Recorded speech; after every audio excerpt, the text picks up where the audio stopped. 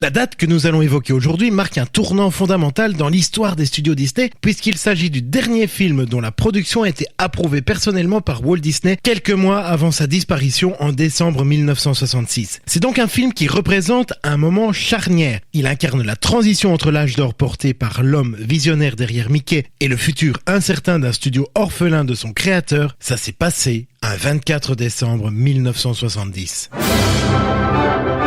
Ça s'est passé en... Disney dans l'histoire. Nicolas Descamps, Corinne Yerno, sur DLRP. Quels sont les chapes qui habitent les grands quartiers?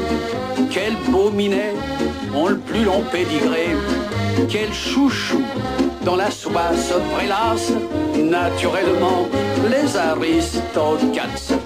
Bonjour Corinne, la veille de Noël voit une date magique pour les enfants et une date qui a vu naître un film tout aussi enchanteur. Un long métrage d'animation plein de charme et de musique jazzy qui a marqué une époque. Bonjour Nicolas, 24 décembre 1970, on découvre les jolies frimousses des Aristochats. Et quel bonheur de découvrir l'univers de Duchesse, Thomas O'Malley et des petits chatons adorables. Comme tu l'as dit, les Aristochats c'est un classique à part dans l'histoire Disney. Il renferme une douceur, une nostalgie presque et est chargé d'émotions puisqu'effectivement, c'est en quelque sorte le dernier film où on perçoit encore la présence de Walt Disney en coulisses. Alors prenons les choses dans l'ordre, d'où vient l'idée de ce film ? C'est une idée qui naît dans les années 60, même si la forme devait être différente. En fait, au départ, les Aristochats étaient pensés pour être un téléfilm en prise de vue réelle, en 2 parties, et produit pour l'émission de Walt Disney, The Wonderful World of Color. Le scénariste américain, Tom McGowan, avait alors imaginé cette histoire de chat héritier menacé par un majordome cupide. Walt Disney apprécie l'idée, mais pense que le concept mérite mieux qu'un téléfilm.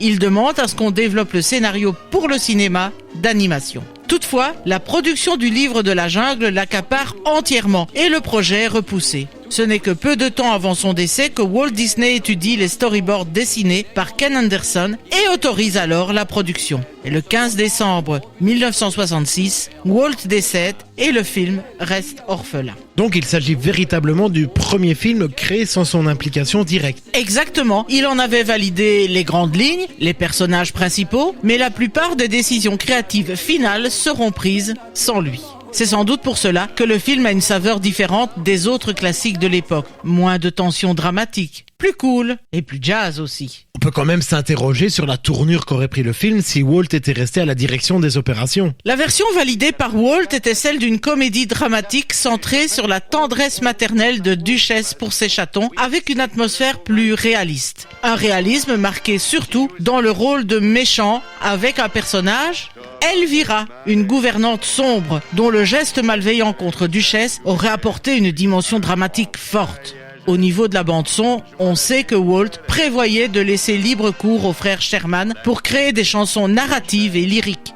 L'atmosphère jazz n'aurait pas été aussi impactante. Le changement de ton intervient avec Wolfgang Reitermann et son équipe qui retravaillent le scénario pour le rendre plus léger. Plutôt qu'une comédie d'aventure, nous aurions sans doute vu une histoire réaliste, poignante, un vrai méchant, plutôt que le personnage d'Edgar caricatural. Des chansons narratives, plutôt que des chansons d'ambiance, bref, un film basé sur l'impact émotionnel. Mais après le triomphe du livre de la jungle, voilà le studio entré dans une phase de transition avec un défi immense, prouver que Disney peut continuer sans Walt.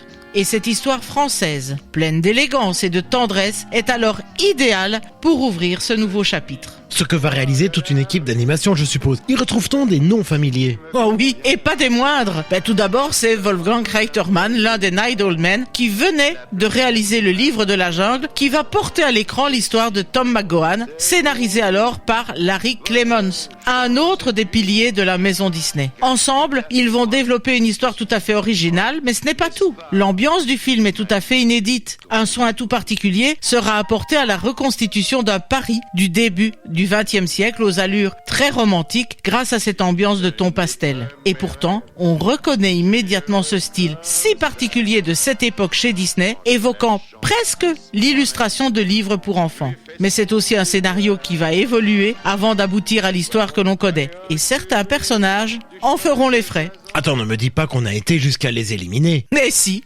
une première version du scénario prévoyait que Duchesse ait 4 chatons. Trop encombrant, l'un d'eux sera supprimé pour un meilleur équilibre. Mais ce n'est pas tout. Le personnage d'Edgar, le majordome, devait initialement avoir un complice, un bulldog. Bon, pas la peine d'ajouter à la noirceur du personnage, le toutou est supprimé pour simplifier l'intrigue. Mais chez Disney, on sait aussi que les comédiens qui donnent vie aux personnages sont importants. Là aussi, on reconnaît de grands noms. Dans la version originale, Eva Gabor, la sœur de Zaza Gabor, incarne une duchesse à l'accent hongrois très distingué, tandis que Phil Harris, qui avait déjà campé Baloo, donne vie à Thomas O'Malley, ce fameux chat de gouttière au grand cœur. En français, Duchesse est doublée par Michel André et O'Malley par le très populaire Maurice Chévite. Mais surtout, on n'oubliera pas que le générique est chanté par Maurice Chevalier. Et vu que tu parles de Maurice Chevalier, il y a surtout une chose qu'on ne va pas oublier, c'est la musique. Ah, la musique donne le ton du film. La chanson d'ouverture est signée par les frères Sherman. Mais la chanson qui reste dans toutes les têtes, c'est bien sûr Tout le monde veut devenir un cat, une pure explosion de jazz, avec cette scène où les chats musiciens font vibrer une maison entière.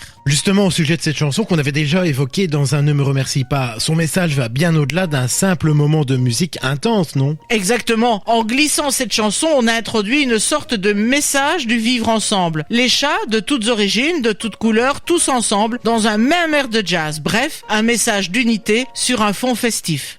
Si l'intention est louable, chacun des chats caricaturés selon les clichés de sa nationalité est un choix qu'on regarde aujourd'hui avec quand même plus de distance. Alors, premier film après la mort de Walt, le succès sera-t-il toutefois au rendez-vous ? Certaines critiques seront réservées. Beaucoup estiment qu'il manquait de la vigueur, de l'audace et de ce coup de fouet que signale la marque Disney. Ils soulignent une exécution soignée, mais une histoire interchangeable sans véritable profondeur émotionnelle. Pourtant, les Aristochats reçoivent un très bon accueil du public, bien que certains critiques le trouvent moins ambitieux. Au box-office, les chiffres seront très encourageants, environ 191 millions de dollars de recettes mondiales. Le public est là et les chansons deviennent cultes. Aujourd'hui encore, les produits dérivés se vendent comme des petits pains. Le personnage de Marie notamment est devenu une véritable icône. Et cela, c'est particulièrement vrai en France, sans doute que le fait que l'histoire se déroule à Paris, n'y est pas étranger. Un amour qui perdure puisque les Aristochats continuent de charmer chaque nouvelle génération de petits spectateurs par son histoire simple, mais portée par une musique entraînante